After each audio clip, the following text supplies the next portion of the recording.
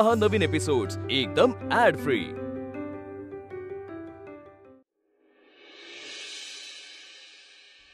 पण नेत्राला जे होतंय ते इंट्युशन्स आहे की प्रिमॉनिशन? Yes bodyguard. तुम्ही बोलवलं मला? हो।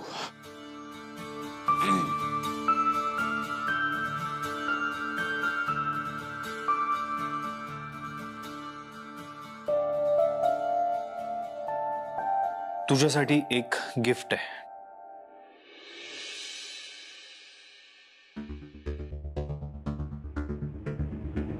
काल पेटी आहे, खूप जुनी पेटी आहे आणि या पेटीत एक रहस्य आहे। असं म्हणतात ह्या पेटीतून भूतकाळात जाता येतं, भविष्य काळात जाता येतं आणि मागच्या जन्मातही जाता येतं, म्हणून त्याला काल पेटी असं म्हणतात। ती पेटी उघडणं येड्या गबाळ्याचं काम नाहीये। असं म्हणतात त्या पेटीमध्ये कालसर्प असतो।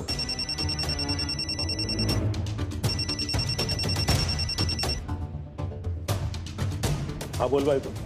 काय झालं? उघडली पेटी? अजून उघडली नाही। मग आता काय मुहूर्त बघताय का अनिल? उघडा ती पेटी आणि सांगा मला त्या पेटीत काय आहे। ए तुला बोलायला काय जातं ग? ही दिसते तितकी साधी पेटी नाहीये। या पेटीची कडी आहे ना इतकी पातळ आहे, एका फटक्यात तुटेल। पण काय चमत्कार आहे कळत नाही। हातोडा मारला, दगड मारला तरी उघडत नाहीये। म्हणजे ही पेटी नाहीये, दगड आहे दगड। दोन माणसांनाही उचलायला जमत नाही इतकं हिचं वजन आहे। टोटल दिवस घालवला हिच्या मागे, न लॉक तुटलं न पेटी उघडली। पण मग आता बघतो काय करायचं ते। काहीही करा अनिल, पण ती पेटी उघडा आणि कळवा मला काय आहे त्यात ते। एक काम कर, तू उद्या येच, म्हणजे या पेटीत काय आहे ना ते तुलाही दिसेल। बघते मी जमतंय का। बघू नको, नक्की ये। आणि हो, मला वाटतं या पेटीमध्ये सोनं असेल, आणि जर का ह्याच्यात सोनं असेल तर ते टोटल आपलं। जाम घामटा काढलाय या पेटीने। मोबदला तो बनताय बॉस। आधी ती पेटी उघडा अनिल, मग बघूया कोणाचं काय आहे ते। हा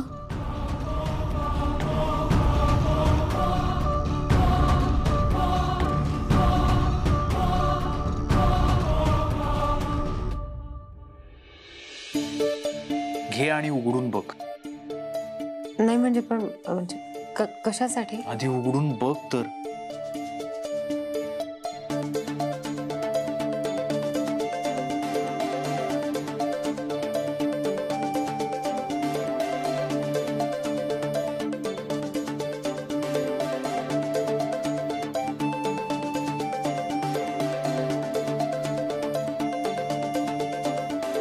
अशी बघू नकोस माझ्याकडे। जोक्सचं पुस्तक आहे तुझ्यासाठी। सी काय आहे, तू अजिबात हसतच नाहीस, म्हणून हे पुस्तक, निदान यातले जोक वाचून तुझ्या चेहऱ्यावर एखादं छान स्माइल तरी येईल म्हणून। चल उघड पुस्तक आणि पहिला जोक वाच। वाच।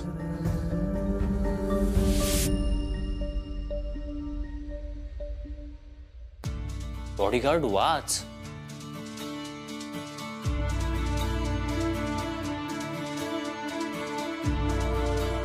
डॉक्टर पेशंटला विचारतात, याआधी तुम्हाला निमोनियाचा त्रास कधी झाला होता? पेशंट, शाळेत असताना शिक्षकांनी निमोनियाची स्पेलिंग विचारली होती ते।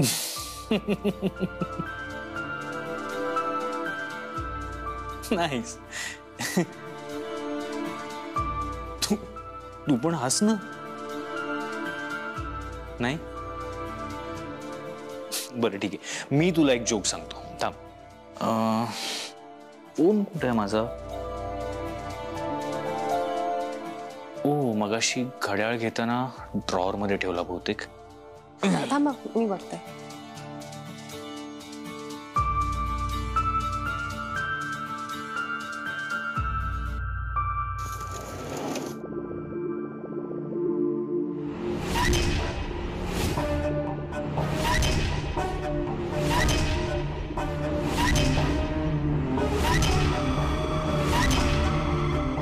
नेत्रा सापडला का फोन?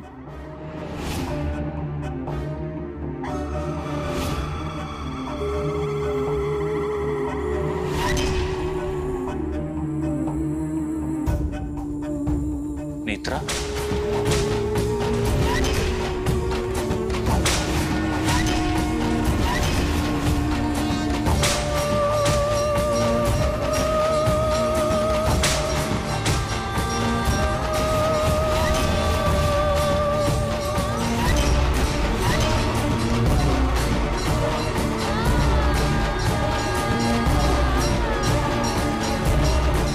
नेत्रा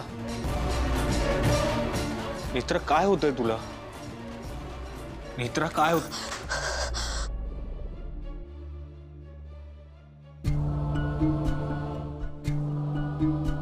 तू ओके आहेस आता?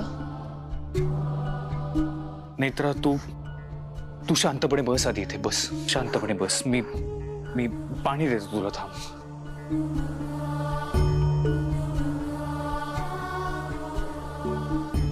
नेत्रा पाणी घे. सावकाश सावकाश.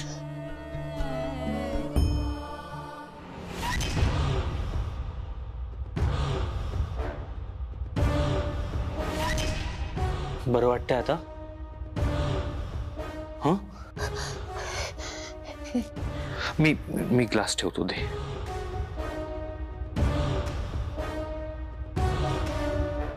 काय होतंय तुला नेत्रा? काही त्रास होतोय का? नाही काही नाही मग मी बरी आहे. नेत्रा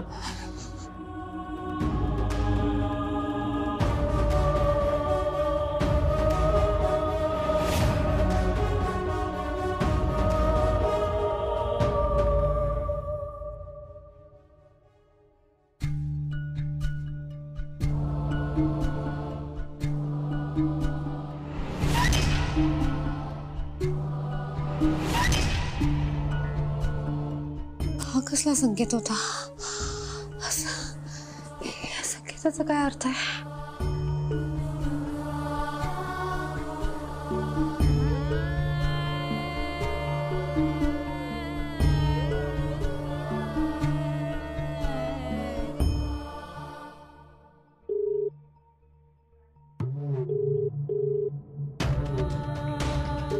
हॅलो आबा. हा बोल बाळा. आबा मला आता एक संकेत दिला होता देवी आईने, पण मला ना त्या संकेताचा काही अर्थच लागत नाहीये. बाळा, देवी आई तुला जे संकेत देते ते तुझ्या आजूबाजूच्या माणसांशी परिस्थितीशी निगडीत असतात. तू नीट विचार कर, तुला सगळी उत्तरं मिळतील का? नाही आबा मला खरंच कळत नाही की काय अर्थ आहे या संकेताचा. अगं पण संकेत काय दिलाय तुला? मला एक पेटी उघडताना दिसली. आबा चला बाहेर लवकर. काय झालं सुनबाई? आणि बाहेर एवढा आवाज कसला येतोय? आबा तुम्ही बाहेर चला तर लवकर. हॅलो आबा काय झालं? नेत्रा बाळा, मी तुला नंतर फोन करतो. हा पण काय झालं?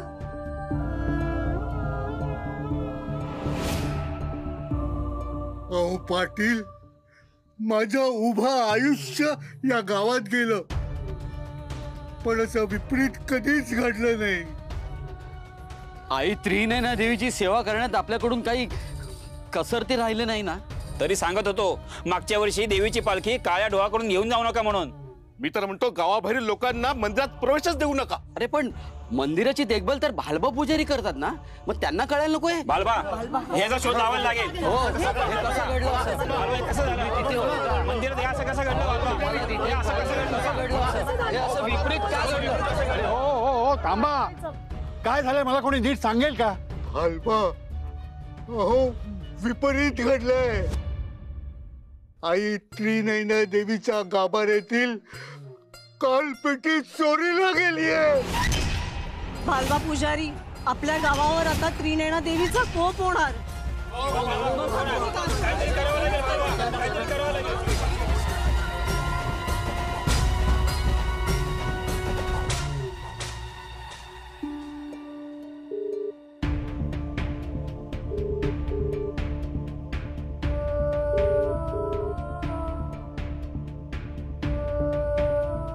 आबांनी अचानक फोन का कट केला असेल? पुन्हा बाईसाहेबांचा आधीचा नवरा तर आला नसेल ना? बॉडीगार्ड,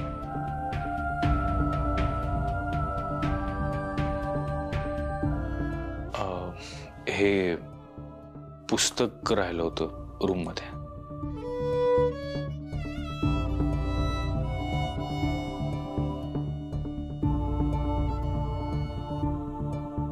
तू ठीक आहेस आता?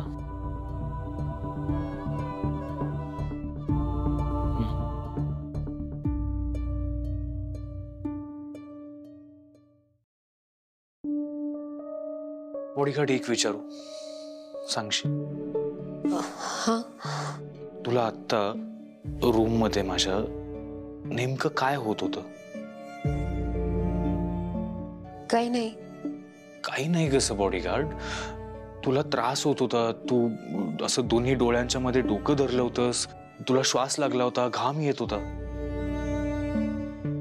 ते जरा माझं डोकं दुखत होतं, पण आता बरं वाटतंय. मी टॅबलेट देतो तुला. नाही, नको नको. बॉडीगार्ड, नको कसं? हे बघ, तू जशा प्रकारे तुझं डोकं धरलं होतंस ना, मला हे सगळं खूप सिरियस वाटतंय. आपण डॉक्टरांना बोलवून. साहेब, खरंच त्याची काहीच गरज नाहीये, मला बरं वाटतंय. बॉडीगार्ड, पण साहेब खरंच मी आता थोडा वेळ आराम करेन. नक्की? हो. सांग ना, तुला काय त्रास होत होता नेमका?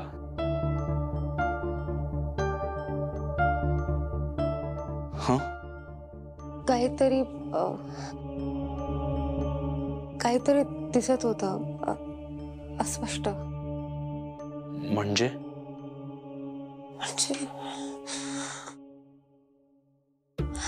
मला नाही माहिती नक्की काय.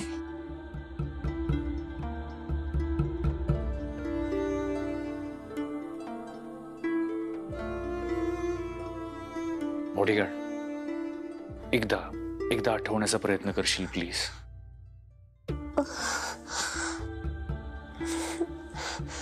नाही, इट्स ओके. तू उगाच ओव्हरथिंक करू नकोस, तुलाच त्रास होईल जास्त. तू राहू दे आता. तू आता आरामच कर, आराम कर. बाय.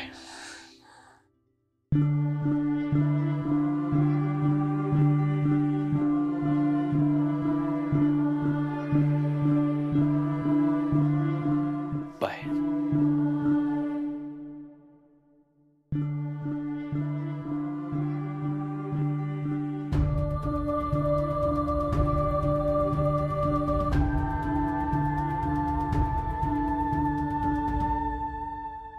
बॉडीगार्ड बरोबर नक्की काय घडतंय?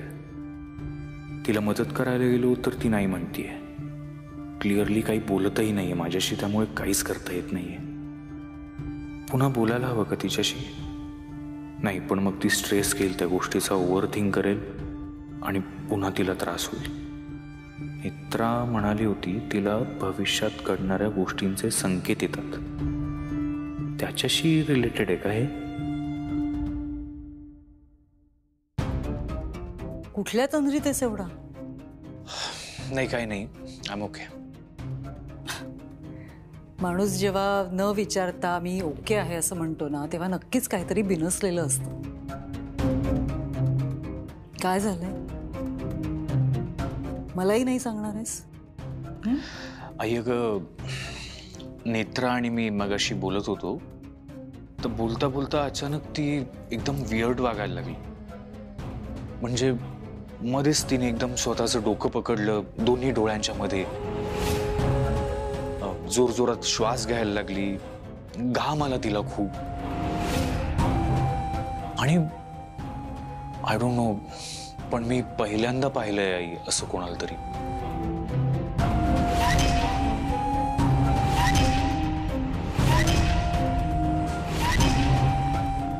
नक्कीच भविष्यात घडणाऱ्या कुठल्या तरी घटनेचा संकेत आला असणार. पण कोणती घटना असेल? कुठला संकेत असेल हा? आई, काय आता तू कुठे हरवलीस? काही नाही. आई, का होत असेल ग नेत्रा बरोबर हे असं? ती तुझ्याशीच व्यवस्थित बोलते, तू विचार तिला, ती सांगेल कदाचित.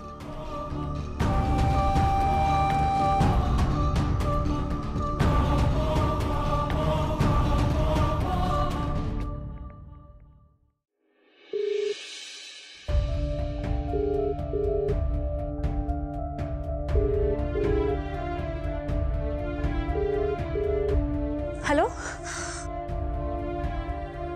आबा, मी कधीचा फोन करते तुम्हाला. तुम्ही मगाशी पण फोन अचानक ठेवून दिला. काय झालं? सगळं ठीक आहे ना तिथे? आबा बोला ना, काय झालंय? मला खूप मोठा अनर्थ झालाय ग. आता नक्कीच काहीतरी ही विपरीत घडेल. आबा असं का बोलताय तुम्ही?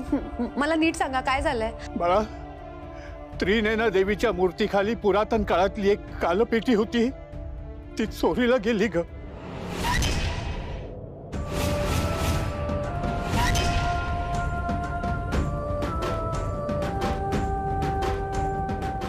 इतकी वर्ष ती पेटी तशीच होती. त्या पेटीला कुणी हात लावण्याचाही कधी प्रयत्न केला नाही आणि या पिढीतल्या कुणी ती पेटी पाहिली सुद्धा नव्हती ग. आणि ती पेटी चोरीला गेली.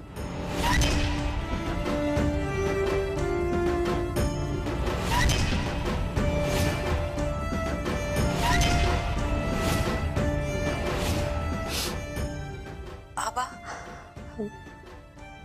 मला संकेतात सुद्धा पेटीच दिसली होती. मला सांगा काय आहे त्या कालपेटीत? नाही ग बाळा, त्या पेटीत काय आहे कुणालाही त्याची कल्पना नाहीये. आबा मग मला जी संकेतात पेटी दिसली ती आणि ही कालपेटी एकच तर नसेल ना? नाही ग बाळा, मला हे नाही सांगता येणार. देवी आई, खूप मोठा अनर्थ झालाय ग. वावोशीतले गावकरी तुझी पेटी सुरक्षित नाही ठेवू शकले. माफ कर आम्हाला. नेत्रा बाळा, मी तुला नंतर फोन करतो. हा, काय बोलावं मला काही सुचतच नाही ग, काही कळत नाही मला. नंतर फोन करतो.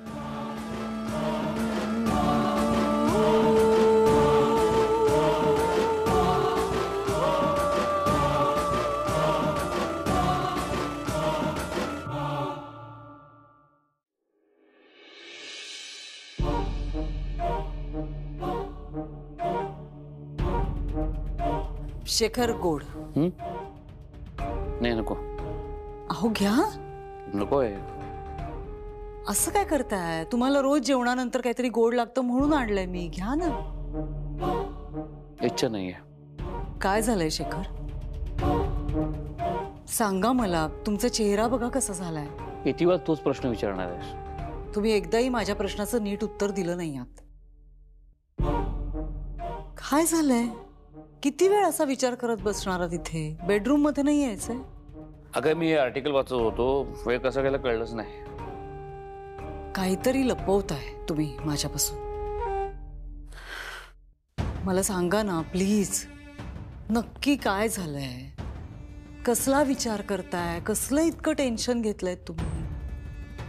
मला सांगितलं नाहीत ना तर झोप नाही लागणार अहो मलाही.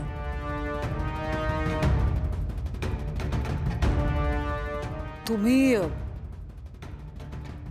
अनिल बद्दल जे प्रश्न विचारले होते मला, ते सगळं सुरू आहे का डोक्यात?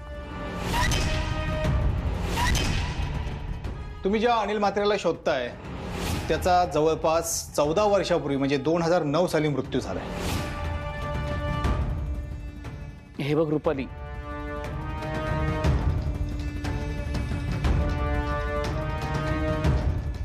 आय गेस मी तुम्हाला डिस्टर्ब केलंय. तुम्हाला प्रिव्हसी हवी होती का? मी प्रायव्हसी कसली? बोल. नाही काही नाही, मी खरं तर मला काहीतरी गोड खायचं होतं म्हणूनच आलो होतो. हे कोण खात आहे? ह्याने माझ्याकरता आणलं होतं, तू खा. थँक्यू. चला मी झोपायला जातो. नाही नाही मी निघतोय, तुम्ही बोलत होतात ना. अरे नाही, तुम्ही उद्या ऑफिसला नेहमीच्या वेळेलाच निघणार आहात की? हो, पण असं का विचारतेस? नाही नाही, मला देवळात जायचं होतं म्हणून विचारलं. आधी तू येशील माझ्याबरोबर उद्या देवळात?